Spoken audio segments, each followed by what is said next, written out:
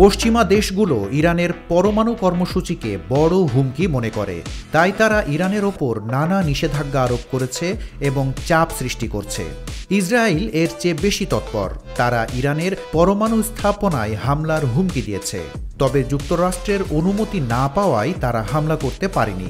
এখন বিদায়ী president Biden ইরানের পরমাণু স্থাপনায় হামলার পরিকল্পনা করছেন। শুধু পরিকল্পনাই নয়, প্রস্তুতিও নিচ্ছেন তিনি। এই তথ্য মার্কিন সংবাদ মাধ্যম অ্যাক্সিওস জানিয়েছে।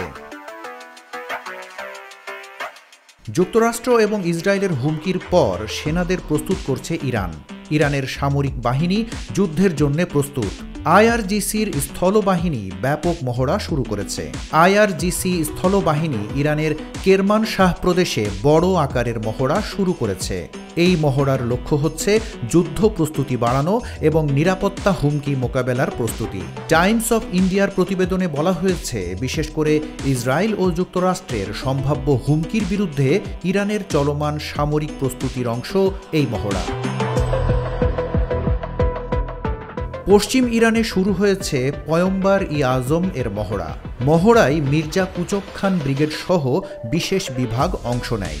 ড্রিলের প্রথম পর্যায়ে দ্রুত প্রতিক্রিয়া অপারেশন পরিস্থিতির ওপর মনোযোগ দেওয়া হয়। মহড়া এলাকায় দ্রুত সেনা ও সামরিক হার্ডওয়্যার মোতায়েন করা হয়। ইরানের সামরিক বাহিনী অস্ত্র ও সরঞ্জাম পরীক্ষা করার জন্য নিয়মিত মহড়া চালায়। দেশটির সামরিক বাহিনী ইসরায়েল ও মার্কিন যুক্তরাষ্ট্রের সাথে সম্ভাব্য সংঘর্ষ মোকাবেলার জন্য প্রস্তুত। ইরান ক্ষেপণাস্ত্র শক্তি সহ প্রতিরক্ষা সক্ষমতা জোরদার করার প্রতিশ্রুতির ওপর জোর দিয়েছে। দেশটির কর্মকর্তারা বারবার সামরিক শক্তির গুরুত্বের ওপর জোর দিয়েছেন। এর আগে একটি প্রতিবেদনে বলা হয়েছিল, মার্কিন প্রেসিডেন্ট জো বাইডেনের সামনে ইরানের পারমাণবিক স্থাপনাগুলো হামলা করার একটি পরিকল্পনা উপস্থাপন করা হয়েছিল। অ্যাক্সিওসের প্রতিবেদনে বলা হয়েছে, ইরানের পরমাণু স্থাপনায় হামলা করলে তেহরানের প্রতিক্রিয়া কী হবে তা নিয়ে বাইডেন প্রশাসনের শীর্ষ কর্মকর্তাদের সঙ্গে আলোচনা করেছেন। ওয়াশিংটন মনে করছে, ইরান সম্ভাব্য পরমাণু অস্ত্র তৈরির কাছাকাছি পৌঁছেছে। তাই বিশ্বমোড়ল চায় ইরান এই ভয়ঙ্কর অস্ত্র হাতে পাওয়ার আগেই ইরানের পরমাণু স্থাপনায় হামলা করা হোক।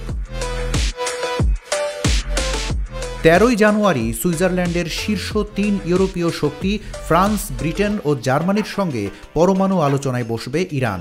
নজিরবিহীন মাত্রায় উচ্চ সমৃদ্ধ ইউরেনিয়ামের মজুদের অভিযোগ নিয়ে সম্প্রতি টানাপোড়েনের মধ্যে এই আলোচনা হতে যাচ্ছে।